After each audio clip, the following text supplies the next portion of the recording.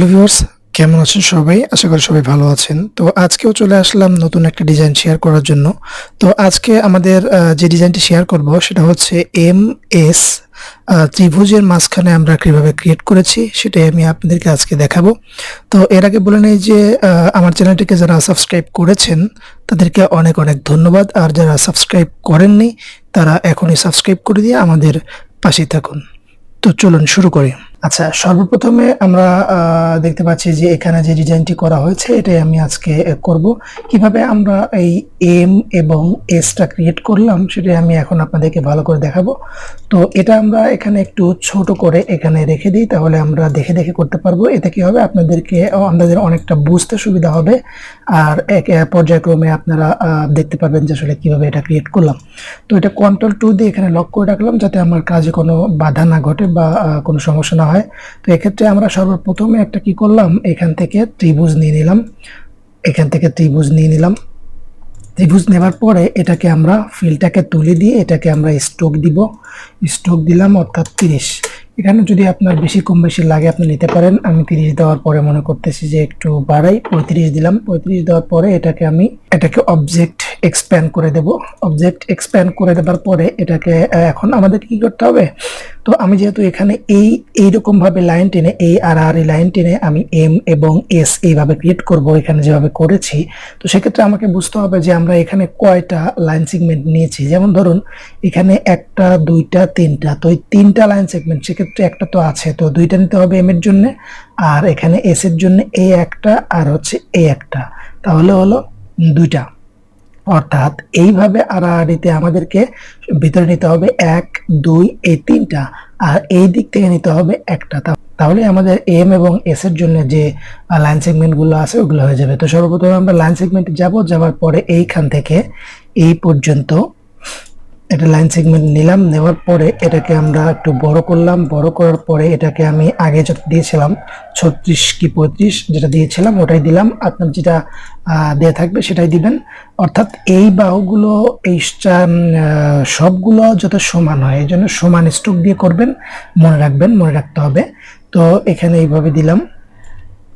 দেওয়ার পরে এখানে আমি আমার যে দূরত্বটা এটা আমি সমান করার চেষ্টা করব, এইখানে এবং এখানে যাতে সমান হয়।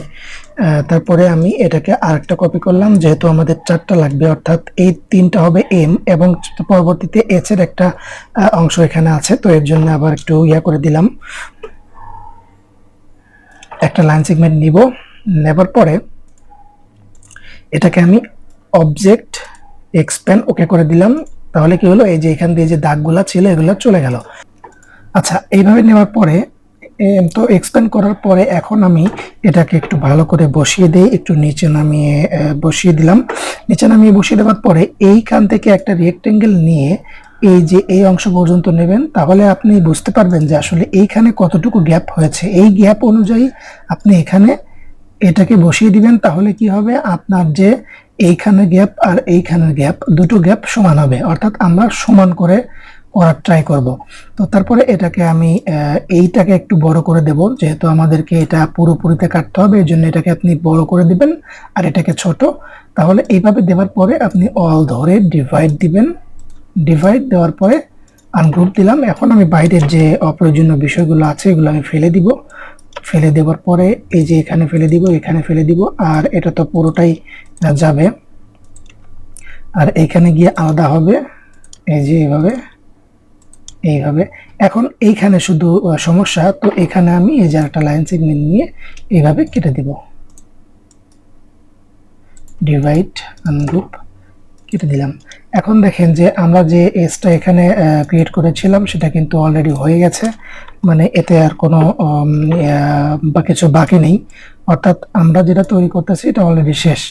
তো এইখানে এম এবং এসটা এখানে শেষ করলাম। তো এখন আমরা চেষ্টা করব যে এটাকে আরো একটু কিভাবে সুন্দর করা যায়।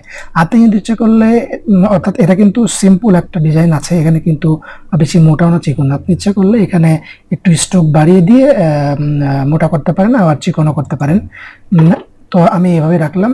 এখন আমরা চারপাশের সার্কেল দিয়ে একটা ডিজাইন এটা করার জন্য একটা সার্কেল বাইলিপস এখান থেকে নিলাম। নেওয়ার পরে এটাকে আমরা ফিলটাকে তুলে দিয়ে স্ট্রোকটা দিয়ে দিব। তো স্ট্রোক দিব, তো স্ট্রোকটা দিয়ে দিলাম। সবসময় খেয়াল রাখবেন যে লেটারগুলোর চেয়ে আপনার বাইরের যে সার্কেলটা আছে এটা যেন একটু চিকন হয়, অর্থাৎ লেটারের চেয়ে সার্কেলটা অর্ধেক হবে, অর্ধেক। লেটার যদি বেশ স্ট্রোক থাকে তো সার্কেল থাকবে 10। তো এখানে আমি 30 দিয়েছিলাম যেহেতু, তো এখানে আমি 16 বা 17 দিয়ে দিলাম, তাহলে অনেকটা চিকন হলো। তখন আমি অবজেক্ট এক্সপ্যান্ড করে দেব। অবজেক্ট এক্সপ্যান্ড করে দেওয়ার পরে, তো অবজেক্ট এক্সপ্যান্ড করে দেওয়া হয়ে গেছে। এখন আমি এই ডিজাইনটাকে ধরবো, কন্ট্রোল সি কপি করলাম। সার্কেলকে কিন্তু ধরবেন না, সার্কেল বাকি থাকবে, এবং শুধু এম এবং এসটাকে আমরা ধরে কপি করলাম। কপি করে FX path, offset path, preview, এখানে 10-15 যাই লাগে আপনি নিয়ে নেন, আমি 12 নিলাম। Object expand. এখন এটাকে আমি একটু কালার চেঞ্জ করি, তাহলে বুঝতে সুবিধা হয় আর কি। কালার চেঞ্জ না করলেও কোনো সমস্যা নেই, আমি চেঞ্জ করে দিলাম। তারপরে অল ধরে ডিভাইড, আনগ্রুপ, তারপরে আমি এই অংশগুলো ফেলে দিলাম। এখন কন্ট্রোল শিফট ভি দিয়ে আগে যেটা পেস্ট করা ছিল ওটাকে আমি এর উপরে পেস্ট করে দিলাম। এখন দেখেন যে আমাদের যে ডিজাইনটা এখানে ছিল সেটা কিন্তু অলরেডি হয়ে গেছে। এখন এই যে ভিতরে যে দাগগুলো আছে এগুলো রিমুভ করার জন্য ম্যাজিক টুল দিয়ে আমি ধরে ব্যাক স্পেস দিয়ে ফেলে দিলাম। তারপরে এটাকে অল ধরে একটা ইউনিট মেরে দিলাম। ইউনিট দেওয়ার পরে এখন দেখেন যে আমাদের যে বিষয়টা ছিল সেটা কিন্তু অলরেডি আমরা ক্রিয়েট করে ফেলেছি। এই যে এম, এই যে এস এবং সার্কেল। তো এখানে কিন্তু আমরা এখন নামটাও লিখে দিতে পারি। লোগোর নামটা আমি লিখে রেখেছিলাম, এখন এইখানে এইভাবে দিয়ে আপনি এটাকে অ্যালাইন করে দিবেন। অ্যালাইন করে আপনি একটু বড় করে দিলেন, অর্থাৎ এটা আপনার মন মতো আপনি একটু সাজিয়ে গুছিয়ে নেন। অ্যালাইন করে দেওয়ার পরে গ্রুপ করে দিলে এখন এটা আপনি যদি কালার দেন তাহলে এটার কাজ শেষ হয়ে যাবে। তো এইভাবে আমি এসটাকেও কালার দিলাম এবং এটাকেও একটু কালার দেওয়ার ট্রাই করি।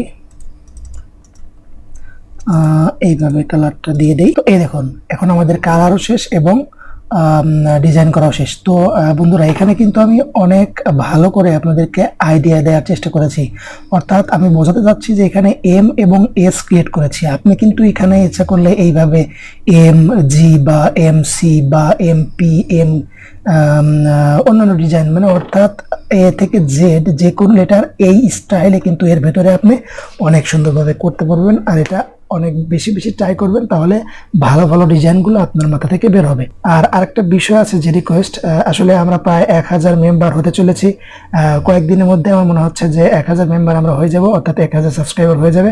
তো আমাদের পাশে এতদিন যারা ছিলেন সবাইকে ধন্যবাদ, এখনো যারা আছেন সবাইকে ধন্যবাদ, এবং যারা আমাদের চ্যানেলে নতুন আসছেন সবাইকে ধন্যবাদ। তো এভাবেই আমাদেরকে সাপোর্ট দিবেন, তাহলে আমি অনেক ভালো ভালো ডিজাইন আপনাদেরকে উপহার দিতে পারবো। এতে একটু হলেও আপনাদের উপকার হবে এবং আপনাদের যে ছোট ছোট বিষয় গুলো থাকে এগুলা পরিষ্কার হয়ে যাবে এবং ভালো ভালো ডিজাইন আপনাদের আয়ত্তে আসবে। তো এই ছিল আজকের ভিডিও। দেখা হবে সামনে অন্য কোনো ভালো একটি ডিজাইন নিয়ে। তো এখান থেকে বিদায় নিচ্ছি, ধন্যবাদ সবাইকে।